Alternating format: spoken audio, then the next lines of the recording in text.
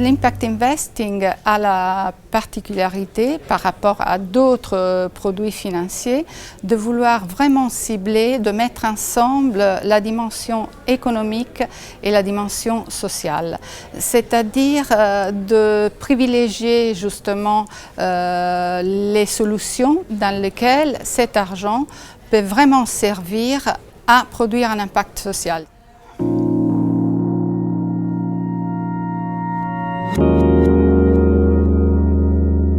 L'impact investing est un phénomène qui se développe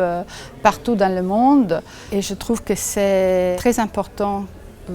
que ce secteur se structure, que le marché se construise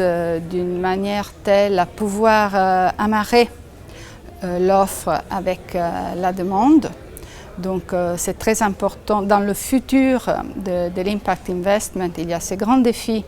à aborder, c'est-à-dire comment mettre ensemble de manière efficace l'offre de capital et la demande de capital. Et je pense que c'est là un peu l'un des éléments importants qui ne doit pas être seulement considéré comme une plateforme entre ceux qui reçoivent un investissement et ceux qui le fournissent,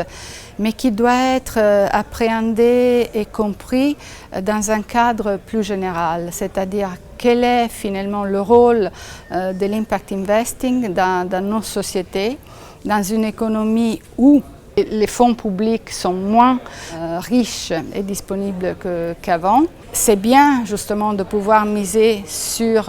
l'impact investing à la condition que ne soit pas identifié comme un substitut de l'action et des interventions publiques.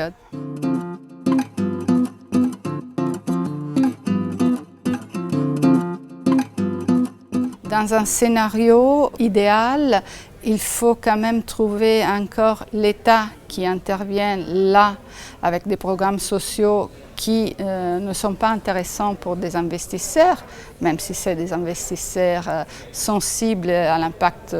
social, parce que bien évidemment, le risque qui va avec le développement de l'impact investing, c'est un peu le risque d'écrémage. En anglais, on dit de cherry picking, de choisir les cerises plus belles dans un panier et de laisser des publics qui sont quand même en difficulté et qui auraient besoin justement d'être les destinataires des ressources publiques à côté. D'où la nécessité justement que l'impact investing soit mis en relation et soit appréhendé comme un complément de l'action publique et non pas comme un substitut de l'action publique.